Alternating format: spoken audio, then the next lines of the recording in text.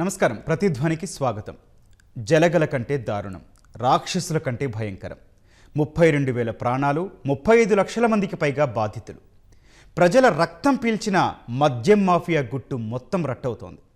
Jagan Vaikapa gang 2019లో అధికారంలోకి రావడంతోనే మొదలుపెట్టిన ఏపీ మద్యం స్కామ్ మూలాలు ఇంకా ఎక్కడెక్కడికి పోయాయి. ఏ ప్యాలెస్ల పునాదులు పెకళించనున్నాయి. వస్తువునే ఉన్న ప్రముఖ బ్రాండ్లు తరిమేశారు. పిచ్చి బ్రాండ్లతో, నాసిరకం పచ్చి సరుకుతో జనం గొంతుల్లో విషం పోశారు. ఫోన్పే, పేటీఎం వంటివి జాంతానే. 1,00,000 కోట్లకు పైగా మందు నగదు రూపంలోనే అమ్మేశారు. సిట్ సేకరించిన ప్రాథమిక ఆధారాల ప్రకారమే 3,500 కోట్ల అక్రమాలు జరిగాయి. ఇప్పుడు ఈడీ కూడా నేరుగా రంగంలోకి దిగింది. ఆంధ్రప్రదేశ్, తెలంగాణ, కర్ణాటక, తమిళనాడు, ఢిల్లీ, ఎన్సీఆర్లో ఏకకాలంలో సోదాలు మొదలుపెట్టింది. ఏపీ లిక్కర్ స్కామ్లో ఇక జే గ్యాంగ్ ఆట కట్టినట్లేనా? ఇదే అంశంపై నేటి ప్రతిధ్వని. ఈరోజు చర్చలో పాల్గొన్న వారు నర్రా శ్రీనివాస్ గారు, ప్రముఖ న్యాయవాది, గుంటూరు నుంచి. అట్లాగే పోతుల బాలకోటయ్య గారు, ఏపీ సామాజిక సంక్షేమ మండలి చైర్మన్, విజయవాడ నుంచి. రాజేష్ అప్పసాని గారు, రాజకీయ విశ్లేషకులు, హైదరాబాద్ నుంచి. నమస్తే అండి. ముందుగా నర్రా గారు, సార్, రాష్ట్రంలో వైసీపీ హయాంలో జరిగిన మద్యం స్కామ్పై ఇప్పటికే 3,500 కోట్ల అక్రమాలు ప్రాథమిక ఆధారాలు చూపింది సిట్. అయితే ఇప్పుడు ఈడీ రంగ ప్రవేశంతో ఏం జరగనుంది సార్? ఇప్పుడు మద్యం కేసు ఒక కొత్త మలుపు తీసుకుంది. దీనికి కారణం ఏంటంటే, ఈ prevention of money laundering act కింద, ఒక స్పెషల్ ఎనాక్ట్మెంట్ కింద ఈడీ ఇప్పుడు రంగప్రవేశం చేసింది. గతంలో మనం ప్రివెన్షన్ ఆఫ్ కరప్షన్ యాక్ట్ కింద మన రాష్ట్ర పోలీస్ యంత్రాంగం, ముఖ్యంగా సిట్, ఈ విచారణ చేపట్టింది. ఈ విచారణలో ముందుకు వెళ్ళే కొద్దీ ఇప్పటికీ 3 దఫాలుగా ఛార్జ్షీట్లు దాఖలు చేయడం జరిగింది. మొదటి ఛార్జ్షీట్ నుంచి తర్వాత కొన్ని కొత్త అంశాలు బయటపడటంతో ఛార్జ్షీట్ నెంబర్ 2, ఛార్జ్షీట్ నెంబర్ 3 ఫర్దర్గా ఇన్వెస్టిగేషన్ చేసినటువంటి అవుట్కమ్ని కోర్టు ముందు ఉంచారు.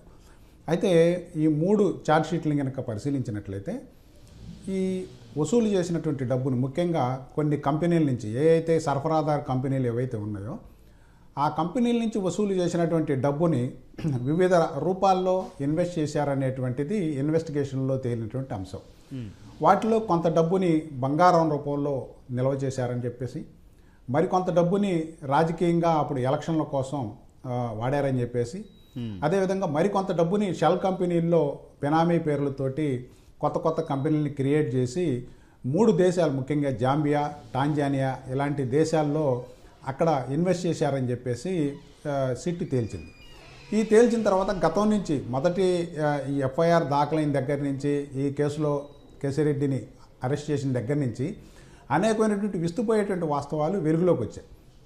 ముఖ్యంగా ఈ మనీ ట్రాన్స్ఫర్ అనేటువంటిది, ఎందుకంటే మనందరికీ తెలుసు, ఈ మనీ మొత్తం కూడా ఆన్లైన్ ట్రాన్సాక్షన్ కాకుండా కేవలం క్యాష్ ట్రాన్సాక్షన్ చేశారు.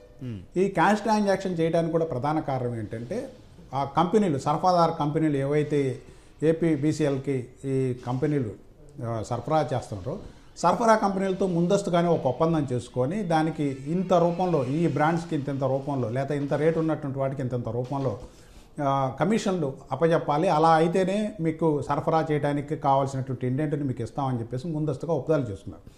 ఈ డబ్బులన్నింటినీ కూడా వాళ్ళు క్యాష్ రూపంలో తీసుకొని రకరకాలుగా ట్రాన్స్ఫర్ చేశారు. ఇంకొంత వాటిని బంగారం రూపంలో నిల్వ చేశారు. అయితే ఇప్పుడు కొత్తగా వెలుగు చూసినటువంటి అంశం ఏంటంటే, ఈ డబ్బుల్ని కొన్ని ఫారిన్ కంట్రీస్కి షెల్ కంపెనీల రూపంలో పెట్టుబడులు పెట్టడానికి ఉపయోగించుకొని, అట్లాగనే కొంత ఇక్కడ ఒక 4-5 జిల్లాల్లో భూములను కొనుగోలు చేసి, 100 ఎకరాల భూములను కొనుగోలు చేసి ముందస్తుగా ఈ భూమిలో పెట్టుబడి పెట్టి అక్కడి నుంచి వాటిని వేరే వాళ్ళకి ట్రాన్స్ఫర్ చేసేసి, బదలాయించేసేసి ఆ డబ్బులు తీసుకెళ్ళి షెల్ కంపెనీలో పెట్టారని చెప్పేసి ఇప్పుడు తేల్చారు. కాబట్టి ఇప్పుడు ఈడీ దేశవ్యాప్తంగా అనేకమైనటువంటి చోట్ల సోదాలు నిర్వహిస్తోంది. 5 రాష్ట్రాల్లో మనకు వచ్చినటువంటి ప్రాథమిక సమాచారం మేరకు. అంటే ఒక్క దేశంలోనే కాకుండా ఎక్స్ట్రా కంట్రీస్, అంటే ఆఫ్ షోర్ అంటారు మనం చట్ట పరిభాషలో చెప్పాలంటే, అంటే మన దేశంలోనే కాకుండా పొరుగు దేశాల్లో కూడా వీటిని చేయాలి, ఈ ఇన్వెస్ట్ చేసినటువంటి వాటిని వెలికి తీయాలి అంటే అది రాష్ట్ర పోలీసు బృందం పని అయ్యేటువంటి అంశం కాదు. కాబట్టి సెంట్రల్ గవర్నమెంట్, ముఖ్యంగా ministry of foreign affairs, corporate affairs ఇలాంటి అన్ని సంస్థల్ని కోఆర్డినేట్ చేసుకొని, హోమ్ అఫైర్స్ కోఆర్డినేట్ చేసుకొని ఈడీ పరిశోధించాల్సినటువంటి అంశం ఇది. అందుకనే ప్రాథమికమైనటువంటి సాక్ష్యాధారాలు లభ్యమైనటువంటి దాన్ని బట్టి ఈడీ ఈ కేసులో రంగప్రవేశం చేసింది. దీనికి సంబంధించినటువంటి పూర్తి వాస్తవాల్ని ఇప్పుడు సిట్ దాఖలు చేసినటువంటి ఛార్జ్షీట్లో ఉన్న అంశాలకే పరిమితం కాకుండా ఆఫ్షోర్లో ట్రాన్సాక్షన్ జరిగినటువంటి అంశాలు, షెల్ కంపెనీల అంశాలను కూడా బయటకు తీసుకొచ్చేటువంటి అవకాశం కనపడతా ఉంది. ఓకే, బాలకోటే గారు, అసలు 2019 నుంచి 24 మధ్య మద్యం అమ్మకాల విషయంలో ఏం జరిగిందండి? ఎందుకంటే దేశంలోనే అతిపెద్దదిగా ఈ ఏపీ లిక్కర్ స్కామ్ ప్రకంపనలు సృష్టించడానికి కారణం ఏంటండి? గౌతమ్ గారు నమస్తే. నమస్తే. రాజేష్ గారికి, శ్రీనివాస్ గారికి కూడా నమస్కారాలు. పాలకుడు అంటే ప్రజలకు రక్షకుడు అని అర్థం. పాలకుడు అంటే దేశ సార్వభౌమాధికారాన్ని, రాజ్యాంగ పరిరక్షణని ప్రజలకు అందించేవాడు అని చెప్పేసి అర్థం. 2019 టు 24 ఆంధ్రప్రదేశ్లో మద్యం ఏం జరిగింది అని మీరు అడుగుతున్న మాటకి ఆనాటి ప్రభుత్వం అసలు పాలకుడుగా భావించుకోలేదు. అంటే వాళ్ళు ఏంటంటే మేమే అధికారంలో ఉంటాం ఒక 30 ఏళ్ళ పాటు, ఇంకెవరు అధికారంలోకి రారు, మేము ఏది చేసినా చెల్లుబాటు అవుతుందని ఒక దుర్మార్గమైన వైఖరితో వ్యవహరించారు. ఎంత దారుణం అంటే దశల వారీ మద్య నిషేధం చేస్తామని చెప్పి అప్పటి వరకు ప్రైవేటు వ్యాపారుల చేతిలో ఉన్న మద్యం విధానాన్ని ప్రభుత్వమే తీసుకొని అమ్మకాలు చేసి వాళ్ళకి ఇష్టానుసారంగా కొత్త కొత్త వ్యక్తుల్ని జే బ్రాండ్స్ మద్యాన్ని ఇచ్చి మీరు ఇందాక చెప్పినట్టుగా ఫోన్పే, గూగుల్ పే లాంటి పారదర్శకమైన ప్రజారంజకమైన విధానాలు లేకుండా అందిన కాడికి దోచుకున్నారు. నిజానికి ఏంటంటే ఈ మద్యం కేసు దేశం నివ్వెరపడిపోయే కేసు. కాకపోతే దీన్ని ప్రజలు కానీ లేదంటే కొంతమంది వ్యక్తులు కానీ ఏదో సాదాసీదా కేసుగా భావిస్తున్నారు. మీరు ఇంకొక మాట చెప్పారు, దాదాపు 32,000 మంది మరణాలు, 35 లక్షల మంది యొక్క బాధితులు. అంటే ప్రజలకి జే బ్రాండ్ విషాన్ని గొంతులు నింపేశారు, పుస్తెలు దించారు, తాలిబట్టు తాళ్ళు దిగిపోయినాయి, జీవితాలు ఛిద్రమైనవి. ఇలాంటి కేసుని ఇప్పుడు లెక్క మామూలు ప్రాథమిక దర్యాప్తులో సిట్టు చెప్పిందే 3,500 కోట్లు. మరి ఇప్పుడు ఈడీ రంగప్రవేశంతో దీని లోతు ఎంతవరకు పోతుందో తెలియదు. ఏదేమైనా ఇటువంటి యొక్క కేసు సిట్కి కానీ ఈడీకి కానీ ఆంధ్రప్రదేశ్లో ఒక ఛాలెంజ్, వాళ్ళకే ఒక పెద్ద పరీక్ష. నిజానికి ఇప్పుడు దీన్ని తేల్చి ప్రజల ముందు పెట్టాలి. మళ్ళీ పరిపాలకుడు అనేవాడు ఇటువంటి విధానాలు చేసి ప్రజల సొమ్మును కానీ ప్రజల మాన ప్రాణాలను కానీ ఇలాంటి విధానాల చేత దుర్మార్గంగా వ్యవహరించకూడదు. ఎందుకంటే సార్ మీకు మాట చెప్తాను గౌతమ్ గారు, ఆ రోజున పరిపాలకుడు 3 అంటే 3 రాజధానులు, 6 అంటే 6 రాజధానులు, ఎక్కడ ముఖ్యమంత్రి ఎక్కడ కూర్చుంటే అక్కడే రాజధాని. అంటే ఇటువంటి విధానాలు వాళ్ళంతా కూడా అప్పుడున్న ప్రభుత్వానికి సంబంధించిన మంత్రులు కానీ ఎమ్మెల్యేలు కూడా డూడు బసవన్నలాగా వ్యవహరించారు తప్ప ఇది అధినాయకుడు ఇది తప్పు, ఇదొక విధానమే కరెక్ట్ కాదు, దీని మూలాన ఇబ్బందులు వస్తాయి, ప్రజల నుంచి వ్యతిరేకత వస్తుందని చెప్పేవాడు కూడా లేడు. అంటే ఇటువంటి యొక్క విధానాలను పాటించడం మూలాన ఇది శాఖోపశాఖలుగా ఈ మధ్య విస్తరించింది.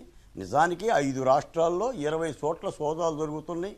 తమిళనాడు, కర్ణాటక, ఢిల్లీ, తెలంగాణ, ఆఖరికే బంగారపు బిస్కెట్లు సినిమాలు తీశారంట.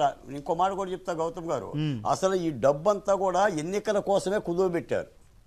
అంటే డబ్బు ఉంటే మనం ఎన్నికల్లో రాజ్యాధికారాన్ని కైవసం చేసుకోవచ్చు అని చెప్పేసి కుప్పలుగా పెట్టెల్లోనూ ఇతర దేశాలను కొప్పేసి పెట్టారు. మొన్న దొరికిన 11 పెట్టెల్లో ఉన్న 11 కోట్ల రూపాయల యొక్క విధానం కూడా అదే. నామధేయాలు తెలియని వాళ్ళని తెచ్చి వాళ్ళకేదో పేర్లు పెట్టి డిస్టరీ కంపెనీలు పెట్టి ఈ విధమైనది చేశారు. తప్పనిసరిగా ఇలాంటి నేరాలను అదుపు చేయాల్సిన పద్ధతి రాజ్యాంగంలో ఉంది. ఎట్టి పరిస్థితుల్లో సీడీ దూకుడు పెంచి దీనికి సంబంధించిన ఒక పరిష్కారాన్ని అయితే వెతకాలి. Okay, right. రాజేష్ గారు, ఈ మద్యం కుంభకోణంలో సిట్ ఇప్పటి వరకు 12 మందికి వరకు అరెస్టులు చేస్తే అందరూ వైకాపా వాళ్ళు, జగన్కు ప్రత్యక్షంగానో లేక పరోక్షంగానో అత్యంత సన్నిహితులు. అసలు ఇదేం సూచిస్తోందండి? ఇప్పటి వరకు జరిగిన అరెస్టులు, ఈ అరెస్టులు కాబడ్డ వ్యక్తులు, వాళ్ళ ప్రమేయం, ఇవన్నీ ఒక్కొక్కటిగా సిట్టు విచారణలో వెలుగులోకి వస్తున్న తర్వాత మనకు అర్థమవుతున్నది ఒకటే. 5 సంవత్సరాలు జగన్మోహన్ రెడ్డి గారి పరిపాలనలో రాజ్యాంగబద్ధ పరిపాలన జరగలేదు అనేది వాస్తవం. ఎందుకంటే కొత్తగా ఒక మద్యం పాలసీ రూపకల్పన జరగాలి అని అంటే సహజంగా సచివాలయంలో ఆ కన్సర్న్డ్ ఎక్సైజ్ మినిస్టరు ఆ ప్రిన్సిపల్ సెక్రటరీల మధ్య మొదటగా ప్రాథమిక చర్చలు బిగిన్ కావాలి. ఆ తర్వాత ఒక రూపానికి సంతరించుకున్న తర్వాత రాష్ట్ర కేబినెట్లో చర్చ జరగాలి. రాష్ట్ర కేబినెట్ ఆమోదించిన తర్వాత అసెంబ్లీలో బిల్లు రూపంలో శాసనసభ్యుల మధ్యలో చర్చ జరిగి చట్టం జరిగి అప్పుడు కొత్త మద్యం పాలసీ రూపకల్పన జరగాలి.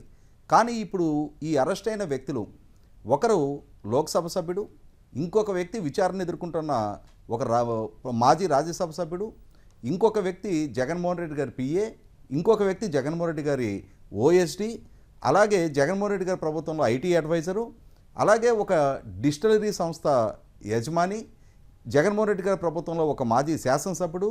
ఇటువంటి వాళ్ళందరూ జగన్మోహన్ రెడ్డి గారి ప్రభుత్వంలో మద్యం పాలసీ రూపకల్పనలో భాగస్వాములు అయ్యారు అని చెప్పని 1కి 2 సార్లు 3 సార్లు మేమందరం కలిసి జగన్మోహన్ రెడ్డి గారి ప్రభుత్వానికి జగన్మోహన్ రెడ్డి గారి పార్టీకి ఆదాయం సమకూర్చే మద్యం పాలసీ రూపకల్పనలో భాగస్వాములు అయ్యాము అని చెప్పని సాక్షాత్తు అక్యూజ్డ్ నెంబర్ 1గా ఉన్న రాజకేశ్ రెడ్డి వాగ్మూలం ఇచ్చిన నేపథ్యంలో జగన్మోహన్ రెడ్డి గారి ఆదేశాలతోటే ఈ చర్చలు జరిగాయి, ఈ పాలసీ రూపకల్పన జరిగిందనేది నిర్ధారణ అవుతూ ఉంది. అలాగే ఆనాటి ఎక్సైజ్ మంత్రి నారాయణ స్వామి గారిని విచారించిన సందర్భంలో కూడా ఆయన కూడా నా పైనుంచి వచ్చిన ఆదేశాల ప్రకారమే నేను నడుచుకున్నాను అని చెప్పని సిట్కి వాంగ్మూలం ఇచ్చినట్టుగా మనకి సమాచారం ఉంది. ఎక్సైజ్ మంత్రి ఉప ముఖ్యమంత్రిగా ఉన్న వ్యక్తికి పైనుంచి వచ్చిన ఆదేశం అంటే ఇంకా ఆయనకంటే పైనుండేది సాక్షాత్ ముఖ్యమంత్రే. కాబట్టి ఇవాళ ఈ అరెస్ట్ అయిన వ్యక్తుల ప్రమేయం, ఈ ఒక్కొక్కరు వేల కోట్ల రూపాయలు పంపిణీలో భాగస్వాములు అయ్యారు, నగదు వివిధ నియోజకవర్గాల్లో పోటీ చేస్తున్న అభ్యర్థులకు చేర్చడంలో భాగస్వాములు అయ్యారు, వందలాది కోట్ల రూపాయల బంగారం కొనుగోలులో భాగస్వాములు అయ్యారు, విదేశాలకు తరలించడంలో భాగస్వాములు అయ్యారు, షెల్ కంపెనీల్లో పెట్టుబడులు పెట్టడంలో భాగస్వాములు అయ్యారు. ఇవన్నీ నిర్ధారణ అవుతున్న నేపథ్యంలో మనం ఢిల్లీ మద్యం కుంభకోణంలో అరెస్ట్ అయిన కేజ్రీవాల్ గారి ప్రమేయం కన్నా జగన్మోహన్ రెడ్డి గారి ప్రభుత్వ హయాంలో జరిగిన మద్యం కుంభకోణం గ్రావిటీ ఎక్కువ. అలాగే జగన్మోహన్ రెడ్డి గారి ప్రమేయం కూడా ఇంకా చాలా ఎక్కువ రెట్లు అవినీతిలో భాగస్వామ్యం ఉంది అనేది నిర్ధారణ అవుతూ ఉంది. కాబట్టి వాళ్ళ ఈ అరెస్టుల పరంపరను చూస్తున్నా, అరెస్ట్ అయిన వ్యక్తుల ప్రమేయాన్ని చూస్తున్నా, వాళ్ళకి జగన్మోహన్ రెడ్డి గారితో ఉన్న సాన్నిహిత్యాన్ని చూస్తున్నా అంతిమ దోపిడీదారుడు జగన్మోహన్ రెడ్డి అనేది నిర్ధారణ అయిపోతూ ఉంది. నర్రా శ్రీనివాస్ గారు, ప్రస్తుతం జరుగుతున్న సోదాల అనంతరం సాధారణంగా ఈడీ కేసుల ప్రాసెస్ ఎలా ఉంటుందండి? ఈ కేసుతో సంబంధం ఉన్నవారు ఎట్లాంటి పర్యవసనాలు ఎదుర్కోవాల్సి ఉంటుందండి? సహజంగా క్రిమినల్ లాలో ఒక వ్యక్తి నేరం చేశారు అనేది నిరూపించాల్సినటువంటి బాధ్యత కేసు పెట్టినటువంటి పోలీస్ యంత్రాంగం ప్రాసిక్యూషన్ మీద ఆధారపడి ఉంటుంది కోర్టులో. అయితే ఈడీ కేసుల్లో చాలా కొన్ని నియమ నిబంధనలు, చాలా కఠినమైనటువంటి నియమ నిబంధనలు ఉన్నాయి. ముఖ్యంగా section 24 prevention of money laundering యాక్ట్లో ఎక్కడైనా సరే ఈ ఈడీలు వాటిని రైట్ చేసి సొత్తును స్వాధీనం చేసుకున్నా లేదా ఎటువంటి డాక్యుమెంట్ని వాటిని రికవరీ చేసుకున్నప్పటికీ వాటికి సంబంధించి ఒక ప్రిజంప్షన్ ఉంటుంది. అంటే ఆ సంబంధించినటువంటి వ్యక్తులు లేదా కంపెనీలు, సంస్థలు ఏవైనా సరే ఈ నేరానికి పాల్పడ్డాయి, అదేవిధంగా మనీ లాండరింగ్ జరిగింది కాబట్టి ఈ మనీ లాండరింగ్ తాలూకు వాటికే ఈ డాక్యుమెంట్లు ఇవన్నీ కూడా సీజ్ చేయడం జరిగింది అనేటువంటిది ఒక లీగల్ ప్రిజంప్షన్ ఉంటుంది. అంటే వన్స్ ఒక లీగల్ ప్రిజంప్షన్ వచ్చిన తర్వాత ముద్దాయిలుగా ఉన్నటువంటి వాళ్ళది వ్యక్తులు కావచ్చు, సంస్థలు కావచ్చు, కంపెనీలు కావచ్చు, ఎవరైనా సరే నేరం మా మీద నిరూపణ కాదు, మేము నేరం చేయలేదు అనేటువంటిది బర్డెను వాళ్ళ మీద షిఫ్ట్ అవుతుంది. అంటే ఎన్ఫోర్స్మెంట్ డైరెక్టరేటు వాళ్ళకి ఇచ్చినటువంటి విస్తృతమైనటువంటి అధికారాలు, ఇంత విస్తృతమైనటువంటి అధికారాలను ఎందుకు ఈ చట్టం కల్పించింది అని అంటే మిగతా చోట్ల ఆర్డినరీ చట్టాల్లో ఇంత క్లిష్టతరమైనటువంటి సెక్షన్స్ కానీ ఇంత క్లిష్టతరమైనటువంటి ఇంప్లికేషన్స్ కానీ ఉండవు. కొన్ని అరుదైన టెర్రరిస్ట్ కేసులు, ఇట్లాంటి మనీ లాండరింగ్ కేసుల్లో మాత్రమే ఇలాంటి ప్రొవిజన్స్ ఉంటాయి. ఈ ప్రొవిజన్స్ ద్వారా ఏమవుతుందంటే ముద్దాయి నేరం చేసినట్టుగా ప్రాథమికంగా నిర్ధారణ అవుతుంది. నేరం నేను చేయలేదు అని నిరూపించుకోవాల్సినటువంటి బాధ్యత బర్డెను షిఫ్ట్ అవుతుంది. ఆర్డినరీగా క్రిమినల్ జ్యూరిస్ప్రుడెన్స్లో ముద్దాయిలకి ప్రిజంప్షన్ ఆఫ్ ఇన్నోసెన్స్ అని అంటారు. అంటే వాళ్ళు నేరం చేయని వాళ్ళు నేరం నిరూపణ కావాలి అని అంటే ప్రాసిక్యూషన్ నిరూపించాలి, పోలీస్ యంత్రాంగం తగిన సాక్ష్యాలను సమర్పించాలి. కానీ ఈడీలో వచ్చేటువంటి ఈ కేసుల పర్యవసానంగా ఏమవుతుందంటే ప్రపంచవ్యాప్తంగా ఎక్కడ వీళ్ళు పెట్టుబడులు పెట్టినా మా ministry of corporate affairs, home department, ఇట్లా ఫారిన్ అఫైర్స్ మినిస్ట్రీ వీళ్ళందరూ జోక్యం చేసుకొని వీటికి సంబంధించినటువంటి యంత్రాంగం మొత్తం వెలికి తీయడానికి అవకాశం ఉంటుంది. ఇప్పుడు ఈ కేసులో అనేకమైనటువంటి దేశాల్లో పెట్టుబడులు పెట్టారని చెప్పి షెల్ కంపెనీలు ట్రాన్సాక్షన్ జరిగినాయి అని చెప్పేసి, అలాగనే రిజిస్టర్ ఆఫీసుల నుంచి రకరకాలుగా ట్రాన్సాక్షన్ ఒకరి పేరు మీద నుంచి ఇంకొకళ్ళు ఊరు పేరు తెలియనటువంటి వాళ్ళు కూడా పెద్ద పెద్ద ఆస్తులు కొన్నట్టుగా క్రియేట్ చేశారు. కారణం ఏంటంటే తాత్కాలికంగా వచ్చిన డబ్బుని ఎక్కడో ఒక చోట ఇన్వెస్ట్ చేయాలి. ఆ చేసినటువంటి డబ్బుని మరొక ప్రాంతానికి తరలించడం కోసం ఒక పక్కా ప్లాన్ రూపొందించుకున్నారు. కాబట్టి ఈడీ ఎంటర్ అయిన వెంటనే ఏ కేసులోనైనా ఖచ్చితంగా దీని యొక్క కాన్సిక్వెన్సెస్ చాలా, రిపర్కషన్ చాలా స్ట్రింజెంట్గా ఉంటాయి. ముద్దాయిలు వీటి నుంచి తప్పించుకునేటువంటి అవకాశం బహు అరుదు. అందుకని ప్రిజంప్షన్ వచ్చిన తర్వాత దాన్ని నిరూపించుకొని దాన్ని రిబట్ చేయాల్సినటువంటి బాధ్యత, అంటే దానికి వ్యతిరేకంగా సాక్ష్యం పెట్టుకోవాల్సినటువంటి బాధ్యత, ఈ డబ్బంతా నేను అక్రమంగా సంపాదించలేదు, సక్రమంగా సంపాదించానని నిరూపించుకోవాల్సినటువంటి బాధ్యత ముద్దాయిల మీద ఉంటుంది. కాబట్టి ఖచ్చితంగా ఈడీ ప్రవేశం చేయటం, లోతుగా ఈ కేసును విచారణ చేయడానికి, ఈ కేసు మూలాలను కనుక్కోవడానికి, అట్లానే రూట్ అయినటువంటి ఈ మనీ రూట్ అయినటువంటి కాజెస్ అన్నిటినీ కనుక్కోవడానికి, అసలు వ్యక్తులు ఎవరు దీన్ని అనుకున్నారనేటువంటి దానికి ఖచ్చితంగా వారిని ఛేదించి శోధించుకోవడానికి సరైనటువంటి అవకాశం ఈడీ ద్వారా లభించేటువంటి అవకాశం ఉంది. Prevention of money laundering act ఆ విధంగా ఫెసిలిటేట్ చేస్తా ఉంది. పాలకోటే గారు, సిట్ కుంభకోణం ఎట్లా జరిగిందో తేల్చింది, ఈడీ ఏమో మనీ లాండరింగ్ కోణంలో నిగ్గు తేల్చినది. కానీ 32,000 మంది ప్రాణాలు, 35 లక్షల మంది బాధితులకు జరిగిన అన్యాయం మాట ఏంటండి? గౌతమ్ గారు, ఈ మద్యానికి సంబంధించిన కేసును చూస్తుంటే ఒక 2 అంశాలు మీకు చెప్పాలి, 2 పేర్లు మీకు చెప్పాలి. ఒకటే ఎస్కోబా, రెండోదేమో కుబేరా చిత్రం. ఆంధ్రప్రదేశ్లో ఆనాటి ఉద్యమ కాలంలో ఉత్తర కొరియాకి సంబంధించిన మారక ద్రవ్యాల వ్యాపారి ఎస్కోబా పేరుని ఆంధ్రప్రదేశ్లో చెప్పిన మొట్టమొదటి వ్యక్తిని నేనే. ఎందుకంటే అతను ఉత్తర కొరియా నుంచేసి అమెరికాకి 80% కొక్కైను, ఈ మారక ద్రవ్యాలు సరఫరా చేసేవాడు.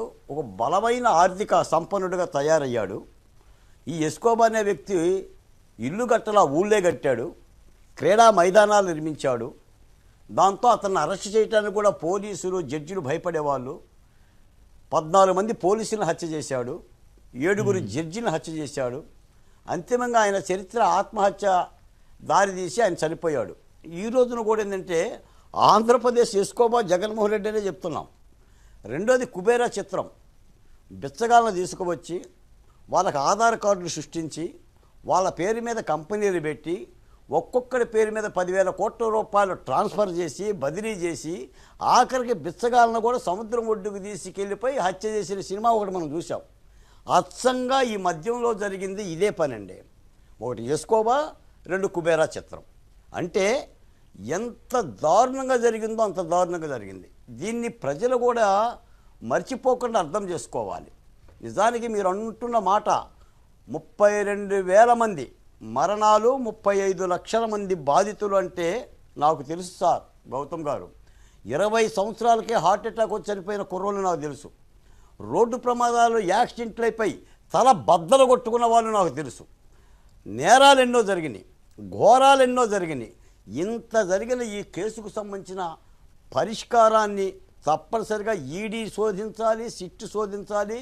ఇదేదో తాజాగా ఏదో జగన్మోహన్ రెడ్డి గారు చెప్పినట్టు ఇది కట్టు కథ, ఇది పెట్ట కథ, ఇది బేతాల కథ, ఇది చంద్రబాబు నాయుడు గారు అల్లిన కథ, ఇలాంటి అంబటి రాంబాబు గారి మాటలో, పేర్ని నాని గారి మాటలో, ఇత్యాది వాళ్ళ మాటలు కాదు. నేరం జరిగిన మాట యథార్థం. గౌతమ్ గారు ఒక మాట చెప్తానండి, తప్పు చేసిన వాడు నేను తప్పు చేశానని చరిత్రలో చెప్పిన దాఖలాలు లేవు. నేరం చేసిన వాడు పోలీసుల దగ్గరకు వచ్చి, కోర్టు దగ్గరకు వచ్చి నేను నేరం చేశానయ్యా అన్న దాఖలాలు లేవు. ఇది జరిగిన మాట ముమ్మాటికి యథార్థం. ఇది ఈరోజు సిట్టు మాట్లాడటమే కాదు, జగన్మోహన్ రెడ్డి గారు ఏలుబడిలోనే మద్యం గురించి మనం మాట్లాడాం.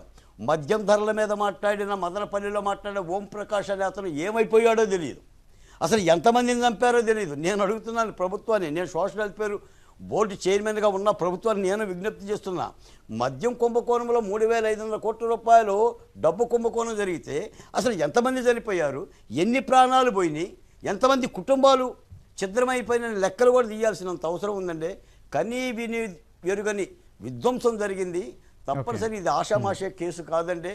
ఇది దేశం ముందు ఆంధ్రప్రదేశ్ పరువు తీశారు జగన్మోహన్ రెడ్డి గారు. అడ్డగోలుగా డబ్బులు సంపాదించడమే పనిగా పెట్టుకున్నారు. మరి దీని యొక్క మూలాలు ఎంతవరకు వెళ్తాయో చూడాలి. అందరూ అంటున్నారు, మీరు అంటున్నారు, అంతిమ లబ్ధిదారు అంటున్నారు, బిగ్ బాస్ అంటున్నారు. తాడేపల్లి గేటు వరకు వెళ్ళిపోయినాయి, చాలామంది అరెస్ట్ అయ్యారు. జగన్మోహన్ రెడ్డి గారు కుడి భుజం అరెస్ట్ అయింది, ఎడం భుజం అరెస్ట్ అయింది, ఆయన మానస పుత్రికలు అరెస్ట్ అయ్యారు. మరి ఈ నేపథ్యంలో ఈ కేసుని ఛేదించాల్సినంత అవసరం ఉంది. ఓకే అండి. రాజేష్ గారు మీరు చెప్పండి. మద్యం అమ్మకాల లాభాలు నేరుగా పొలిటికల్ ఫండింగ్కి వెళ్ళాయని ఆరోపణలు ఉన్నాయండి. అయితే ఆధారాలు లభిస్తున్నాయి. అయితే ఇకనైనా అసలు బిగ్ బాస్పై చర్యలు ఉంటాయంటారా? వాస్తవంగా ప్రస్తుతం విచారణ జరుగుతున్న తీరు, లభ్యమవుతున్న ఆధారాలు, ఒక్కొక్కరుగా జరుగుతున్న అరెస్టులు, జరుగుతున్న విచారణ, నమోదవుతున్న వాంగ్మూలాలు ఇవన్నీ చూస్తుంటే అంతిమ దోపిడీదారుడి తలుపు తట్టడానికి ఎన్నాళ్ళలో సమయం పట్టడం లేదండి ఇంకా. ఎందుకంటే మనందరం కూడా ఎవరో ఓల్డేజ్ పెన్షన్కి అప్లై చేసుకున్న అతనిలాగా అంతిమ లబ్ధిదారుడు అనే పదం వాడుతున్నాం. ఇక్కడ వాడాల్సింది లబ్ధిదారుడు అనే పదం కాదండి, అంతిమ దోపిడీదారుడు. ఈ మొత్తం ప్రక్రియలో అసలు మొత్తం సింహభాగాన్ని దోపిడీ చేసిన ఈ మొత్తం తన అధికారాన్ని దుర్వినియోగం చేసి వ్యవస్థను విధ్వంసం చేసి ఇన్ని వేల కోట్ల రూపాయల దోపిడీకి పాల్పడ్డ అంతిమ దోపిడీదారుడు అతని తలుపు తట్టడానికి సిట్టు సిద్ధంగా ఉంది. అలాగే ఇప్పుడు ఎన్ఫోర్స్మెంట్ డైరెక్టరేట్ ద్వారా జరుగుతున్న విచారణ నేపథ్యంలో ఏ షేర్ కంపెనీలు, ఏ షెల్ కంపెనీల నుంచి ఎవరికి రూటేనేని అన్న వాస్తవ సమాచారం కూడా నిగుదేల్చడానికి సిద్ధంగా ఉంది.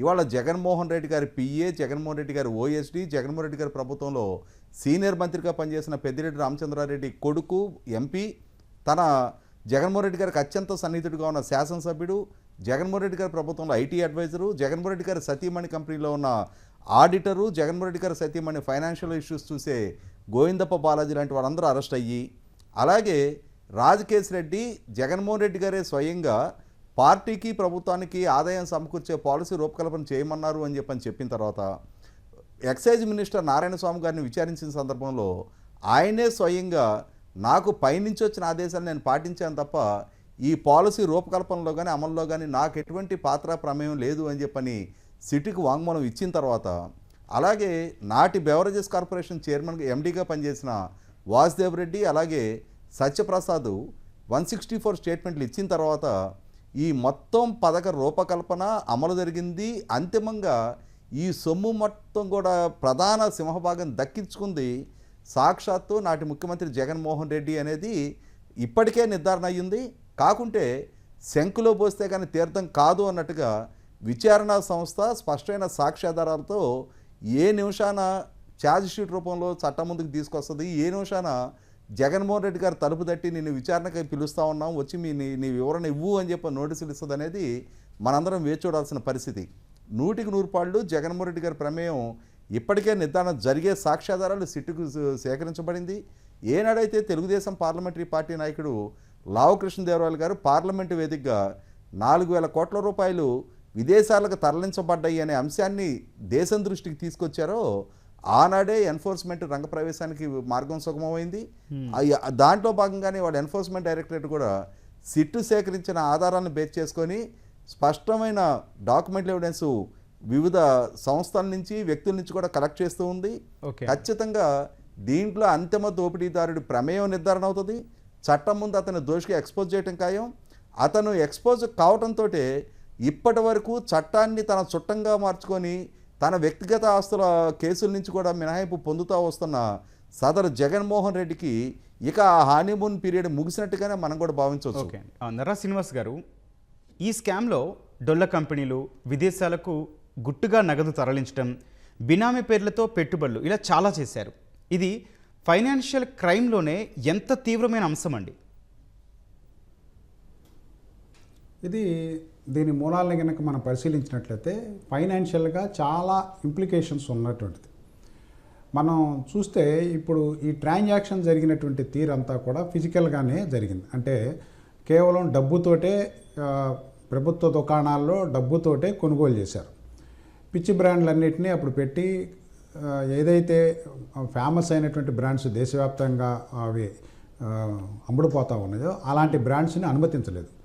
దీనికి కారణం ఏంటంటే బాగా రెనౌండ్ బ్రాండ్స్ అనేటువంటివి కమిషన్లు ఇవ్వడానికి లేకపోతే ఇట్లాగ ముడుపులు ఇవ్వడానికి వాళ్ళు ఒప్పుకునేటువంటి పరిస్థితి ఉండదు వాళ్ళ కంపెనీకి ఉన్నటువంటి ఆ పేరుతోటి నేమ్ తోటి. కాబట్టి ఏం చేశారు, అనేక రకాలైనటువంటి బ్రాండ్స్ని అసలు అవి మనం ఎప్పుడూ చూసి ఉండం. అలాంటి కొత్త కొత్త బ్రాండ్స్ని ఆ బ్రాండ్స్ తయారు చేసే కంపెనీల నుంచి లేకపోతే వాళ్ళంతటి వాళ్ళుగా క్రియేట్ చేసుకున్నటువంటి వాటి నుంచి అనేకమైనటువంటి వాటి నుంచి ఈ మద్యం దుకాణాలు ఏవైతే ప్రభుత్వం నడుపుతా ఉందో దానికి ప్రత్యేకంగా జీవోలు ఇచ్చారు.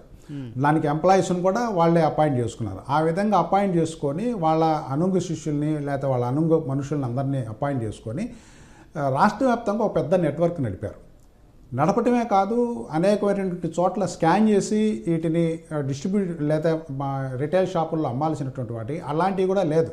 కొన్ని షాపుల్లో అయితే ఇలాంటి ఫ్రాడ్స్ జరిగినాయని చెప్పేసి కొన్ని కేసులు కూడా పెట్టారు. అంటే ఎంత ఆ రోజు అమ్మకాలు జరిగింది, దాని మీద అజమాయిషి ఎవరు, దాని ప్రభుత్వం సక్రమంగా డబ్బు చెల్లిస్తున్నారా లేదనేటువంటిది కూడా అనేకం. ఇంకా ఆ కోణంలో నుంచి చూస్తే ఇంకా కొన్ని వేల కోట్ల రూపాయలు ఈ కుంభకోణం జరిగినట్టుంటుంది. ఎందుకంటే కొన్ని కేసులు మేము పరిశీలించడం జరిగింది.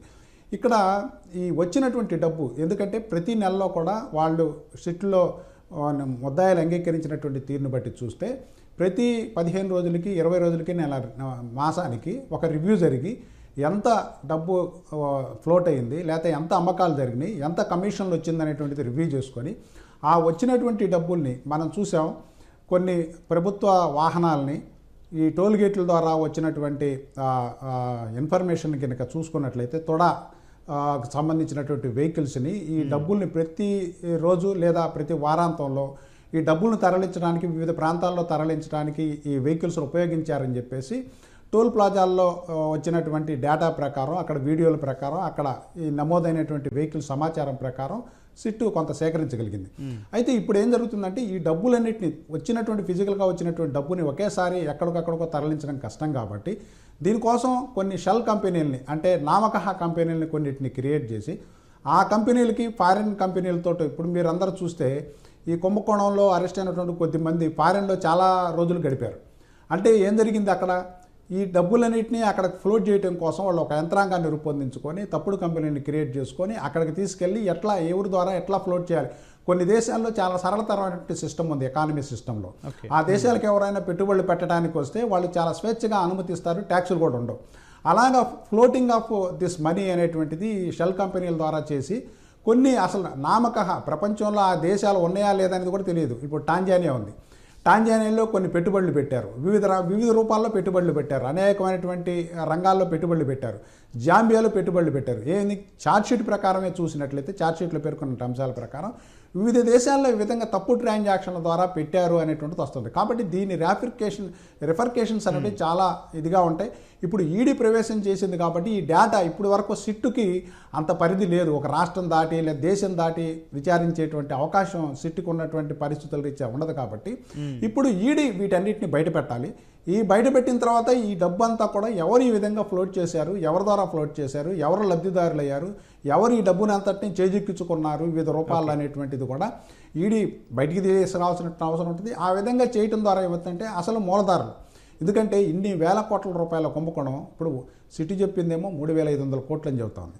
కానీ బయట చూస్తే ఇంతకంటే 3 రెట్లు 4 రెట్లు 5 రెట్లు పెద్ద కుంభకోణమే జరిగింది.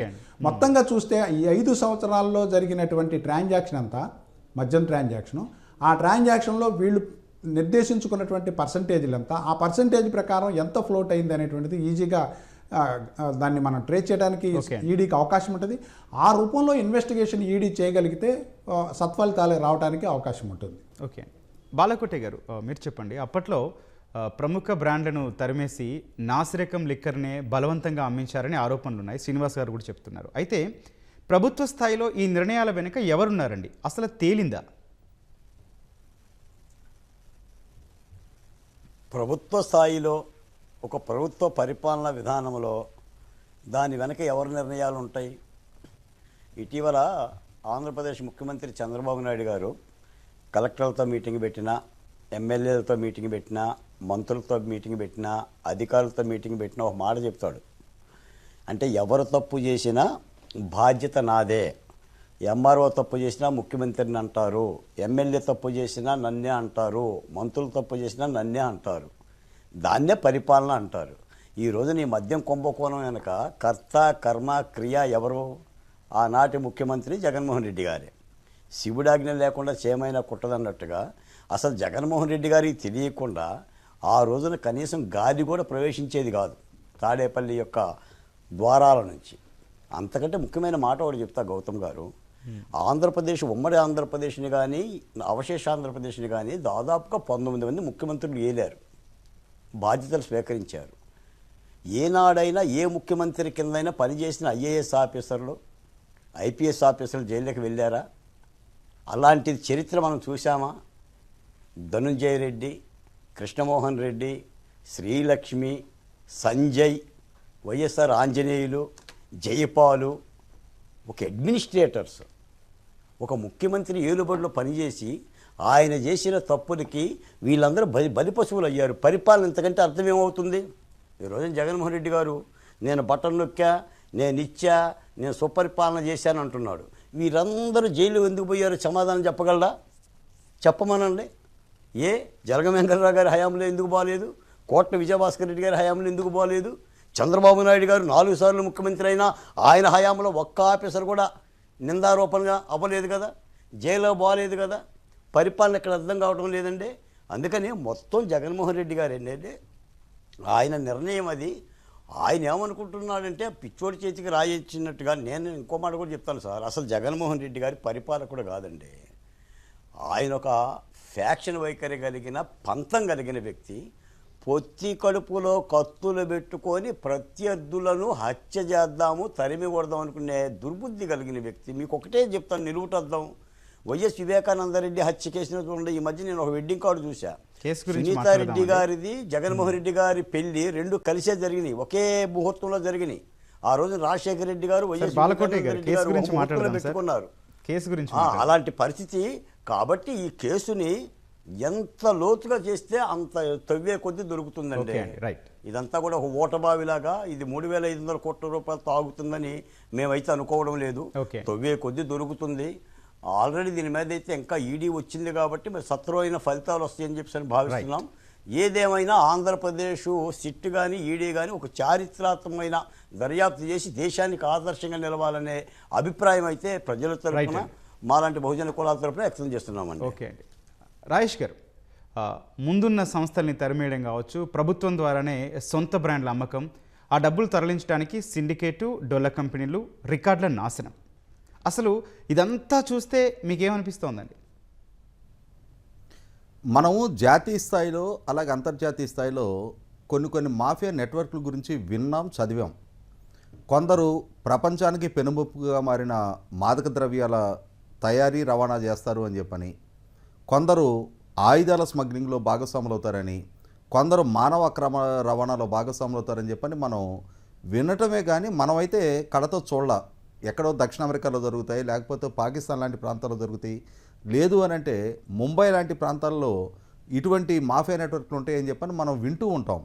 కానీ ఇవాళ గత 2019-24 మధ్య జగన్మోహన్ రెడ్డి గారి పరిపాలనా హయాంలో తానే ముఖ్యమంత్రిగా ఉండి, తానే ప్రభుత్వ పాలసీస్ని తనకు అనుకూలంగా డిజైన్ చేసుకొని, తన మనుషులను తీసుకొచ్చి బెవరేజెస్ కార్పొరేషన్లో నియామకం చేపట్టుకొని, తన మనుషుల చేతే డిక్షనరీలు స్వాధీనం చేయించుకొని, వాళ్ళు ఉత్పత్తి చేసిన ప్రతి చౌకబారు బ్రాండ్ని తీసుకొచ్చి ప్రభుత్వంలో బెవరేజెస్ కార్పొరేషన్ ద్వారా అప్పటి వరకు కొనుగోళ్లు జరపబడుతూ ఉన్న ఎన్నో దశాబ్దాలుగా ప్రజలకి అలవాటు అయ్యి ఉన్న బ్రాండ్లు మొత్తాన్ని తరిమేసి తాను తయారు చేసిన కొత్త బ్రాండ్లను తీసుకొచ్చి వాటి నాణ్యతా ప్రమాణాన్ని నిర్ధారణ చేయలేదు. వాటిని తీసుకొచ్చి ప్రజల మీద బలవంతంగా రుద్ది వేల కోట్ల రూపాయల రీటైల్ వ్యాపారాన్ని కూడా తొలగించేసి ప్రభుత్వ ఆధ్వర్యంలోకి తీసుకొచ్చి ఆ ప్రభుత్వ షాపుల్లో కూడా తన కార్యకర్తలనే సేల్స్ బాయ్లుగా నియమించి ఒక పెద్ద మాఫియా నెట్వర్క్ని నిర్వహించిన జగన్మోహన్ రెడ్డి పరిపాలన, జగన్మోహన్ రెడ్డి పాలసీసు, ఆ పాలసీ మాటం జరిగిన దోపిడీ మనందరం మన కళ్ళ ముందు చాలా స్పష్టంగా చూసాం. కాబట్టి ఏంటంటే 5 సంవత్సరాల జగన్మోహన్ రెడ్డి పరిపాలన జరిగింది, అది పాలన అనటం కన్నా కూడా ఒక ఆర్గనైజ్డ్ మాఫియా నెట్వర్క్కి జగన్మోహన్ రెడ్డి గారు నాయకత్వం వహించాడు అనేది ఇవాళ కేసు విచారణ జరుగుతున్న తీరు, ఆ విచారణలో వెలికితీయబడుతున్న వాస్తవాలు, ఒక్కొక్కరు పాత్రలో నిర్ధారణ అవుతున్న తీరు, ఆ డబ్బు పంపిణీ జరిగిన తీరు, ఆ డబ్బు వివిధ మార్గాల ద్వారా విదేశాలకు తరలించిన తీరు, వివిధ కంపెనీల్లో పెట్టుబడి పెట్టిన తీరు, కొనుగోలు చేయబడ్డ వందలాది కిలోల బంగారం, ఇవన్నీ చూస్తుంటేనే మనకి మన కళ్ళ ముందు మనందరికీ అనుభవపూర్వకంగా ఒక పెద్ద మాఫియా నెట్వర్క్ను చూసాం. ఓకే అండి. ఈ మాఫియా నెట్వర్క్ సైడ్ ఎఫెక్ట్స్ ఎలా ఉన్నాయనంటే మన కళ్ళ ముందు చూసిన 1980 దశకంలో జరిగిన యూనియన్ కార్బైడ్ ప్రమాదం, భోపాల్లో జరిగిన గ్యాస్ దుర్ఘటన చూసాం మనం. ఆ విషవాయువులకు బలైపోయిన వేలాది మంది ప్రజల చూసాం. ఆ విషవాయు ప్రభావంతో దశాబ్దాల తరబడి అక్కడ బాల్యం నుంచి కూడా అంగవైకల్యం బారిన పడ్డ వాళ్ళని చూసాం. ఓకే అండి. ఇవాళ జగన్మోహన్ రెడ్డి పరిపాలనా హయాంలో అంతకంటే దుష్పరిణామాలు ఇవాళ ఆంధ్రప్రదేశ్ పౌర సమాజం ఎదుర్కొందనేది వాస్తవం. ఓకే, నరా శ్రీనివాస్ గారు, మద్యం కుంభకోణం మొదటి నుంచి వేళ్లన్నీ జగన్ వైపే చూపిస్తున్నాయి. సిట్ ఛార్జ్ షీట్లలోనూ అతని ప్రస్తావన వచ్చింది. అలాంటి వ్యక్తిని విచారించకుండా కేసు కొలిక్కొచ్చే అవకాశం ఉందంటారా? ఈ కేసు ఒక పాలనా విధానంతో ముడిపడింది. ముఖ్యంగా చెప్పాలంటే మద్యం ఎక్సైజ్ పాలసీ ఏ ప్రభుత్వం వచ్చినా సరే వచ్చిన తర్వాత ప్రధానమైనటువంటి సోర్స్ ఆఫ్ ఇన్కమ్ రాష్ట్రానికి మద్యం ద్వారా వస్తుంది. కాబట్టి మిగతా పన్నులు ఎట్లయితే వేస్తున్నారో ఎక్సైజ్ ద్వారా వచ్చేటువంటి ఆదాయం రాష్ట్ర బడ్జెట్లో 20 నుంచి 25% పైగా ఉంటుంది. కొన్ని సందర్భాల్లో 30% కూడా ఉన్నటువంటి సందర్భాలు ఉన్నాయి. కాబట్టి ఎక్కువ ఆదాయం వనరుగా ఉన్నాయి టెండర్లు, పెద్ద పెద్ద కాంట్రాక్టులు, ఇట్లాంటి వాటితో పాటుగా ఎక్సైజ్ ఆదాయం అనేటువంటిది ఒక ప్రధానమైనటువంటి ఆదాయం వనరు. కాబట్టి ఎక్సైజ్ పాలసీ నియమ నిబంధనలు రూపొందించుకునేటప్పుడు ప్రభుత్వం కన్సాలిడేటెడ్ ఎఫర్ట్ చేసి దీన్ని నియమ నిబంధనలు రూపొందించుకోవాలి. కానీ ఈ పర్టికులర్ కేసును చూస్తే అలా లేదనేటువంటిది మనకు స్పష్టమవుతుంది. ఎందుకంటే సాక్షాత్తు ఎక్సైజ్ మినిస్టర్గా పనిచేసినటువంటి వ్యక్తి వచ్చేసి పైనుంచి విధానాలు నిర్ణయం అయినాయి, దాన్ని ఇంప్లిమెంట్ చేయడం తప్ప నేను ప్రత్యేకంగా నా నుంచి నేనేం చర్యలు తీసుకోలేదని చెప్పారు. కాబట్టి దీన్ని బట్టి స్పష్టంగా ఏమర్థమవుతుంది, పాలనలో కీలక పాత్ర వహిస్తున్నటువంటి అప్పటి ముఖ్యమంత్రి గారు ఈ మద్యం పాలసీ రూపొందంలో, ఎందుకంటే అరెస్ట్ అయినటువంటి వ్యక్తులందరూ కూడా ఎవరు, ఆయన సీఎంఓలో అధికారులుగా ఉన్నటువంటి వాళ్ళు, ఆయన ప్రభుత్వానికి సలహాదారులుగా ఉన్నటువంటి వాళ్ళు, అదేవిధంగా వారి పార్టీకి చెందినటువంటి ఎమ్మెల్యేలు, ఎంపీలు, వీళ్ళే కదా ఇప్పుడు. అదేవిధంగా ఇద్దరు ఎంపీలు, అదేవిధంగా ఎమ్మెల్యేలు, అనేకమైనటువంటి ఆరోపణలు ఎదుర్కొన్నటువంటి వాళ్ళు కూడా ఆయా కంపెనీలు ఎవరైతే వారి సత్యమణి భారతి వాళ్ళ కంపెనీకి సంబంధించినటువంటి ఒక ప్రధానమైనటువంటి ఆడిటరు. కాబట్టి వీళ్ళందరూ ఎందుకు ఇంతమంది ఇన్వాల్వ్ అయ్యారు ఆయన చుట్టుపక్కల ఉన్నటువంటి వాళ్ళు అంటే, ఆయన ఆ విధానాన్ని రూపొందించి ఆ విధానాన్ని అమలు చేయడంలో మిగతా అందరికీ వారి మనుషుల ద్వారా ప్రైవేటు ట్రాన్సాక్షన్ ద్వారా ఇది మొత్తం జరిపారు. కేవలం పాలనా విధానమే కాదు, ఇప్పుడు కేసిరెడ్డి కేవలం ఐటీ సలహాదారుడు. మరి మొత్తం మీటింగులన్నీ మీరు చూస్తే అధికారులతో నిర్వహించినటువంటి మీటింగులన్నీ కూడా కేసిరెడ్డి నిర్వహించాడని ఇన్వెస్టిగేషన్లో అవుట్కమ్ వచ్చింది. కాబట్టి అధికారులు ఎవరైనా సరే మీటింగులో పాల్గొనాలంటే అఫీషియల్స్ అయితే ఆయన కంటే పై అధికారులు అయితే వాళ్ళ యొక్క మీటింగులో పాల్గొంటారు. కానీ ఎవరి ఇన్స్ట్రక్షన్స్ లేకుండా అధికారులందరూ కలిసి ఒక చాటకు ఉండి కేసీ రెడ్డి గారి ఇన్స్ట్రక్షన్స్ అని పదే పదే ఫాలో అయ్యి అట్లానే ఎట్లా వాటిని ఈ వచ్చినటువంటి వివిధ సంస్థల నుంచి వచ్చేటువంటి వాటిని ముడుపులను కానీ లేదా వాళ్ళకి ఇచ్చేటువంటి ఇవి కానీ సప్లై కానీ ఇవన్నీ కూడా ఎలా జరిగినాయి, ఖచ్చితంగా సీఎంఓ నుంచే ఇది వచ్చింది అనేటువంటిది స్పష్టమవుతోంది. అయితే మరి ఎందుకనో పోలీస్ అధికారులు కేవలం పై స్థాయి వ్యక్తులు ఉన్నారని తప్ప మూలాలు కనుక్కొని ఇప్పటికైనా సరే థర్డ్ ఛార్జ్ షీట్లో అయినా సరే ఇదిగో పలానా మూలం నుంచి వచ్చింది, సీఎంఓ నుంచి ఇంతమంది అధికారులు ఇన్వాల్వ్ అయినారు, లేకపోతే ప్రభుత్వానికి సంబంధించి ఇంతమంది ఇన్వాల్వ్ అయినారు అనేటువంటిది స్పష్టంగా పేర్కొనాలి. ఎవరో దీనికి బాధ్యులైతే వాళ్ళు. మనం ఏమంటున్నామంటే నేరం చేసిన వాళ్ళు ఏ స్థాయిలో ఉన్నప్పటికీ తప్పించుకోవడానికి అవకాశం లేనటువంటి యంత్రాంగం మన దగ్గర ఉంది. దాన్ని ఉపయోగించుకొని ఖచ్చితంగా మూలాలను వెలికి తీసి అది ఎంత పెద్ద స్థాయి వ్యక్తులైనా వారిని ఈ కేసులో వారికి సంబంధించినటువంటి సాక్ష్యాలను బయటపెట్టి వారికి తగిన శిక్ష పడేటట్టు చర్యలు తీసుకోవాల్సినటువంటి బాధ్యత సిట్ మీద, ఈడీ మీద ఉంది. ఓకే, బాలకోటే గారు, మద్యం కేసులో మిగిలిన వారంతా ఒకెత్త అయితే ఒక మిథున్ రెడ్డి, చెవిరెడ్డి భాస్కర్ రెడ్డి వీళ్ళిద్దరూ మరింత ప్రత్యేకంగా కనిపిస్తున్నారు. ఇప్పటికీ జైల్లోనే ఉన్నారు. అసలు వాళ్ళేం చేశారండి? వీళ్ళు చాలా ప్రత్యేకమైన నాయకులండి గౌతమ్ గారు. ఎప్పుడు కూడా ఏంటంటే నాయకుడు ఉంటాడు, నాయకుడి కింద ఉపనాయకులు ఉంటారు. మీరు ఆదిబాబా 40 దొంగల సినిమా చూసుంటారు. ఇది కూడా జగన్మోహన్ రెడ్డి గారి 40 దొంగల సినిమా లాంటిదే. ఈ ఉపనాయకులు ఏంటంటే గుర్రాలు వేసుకొని గ్రామాల మీద వెళ్ళిపోయి సొత్తు దోసుకొస్తారు.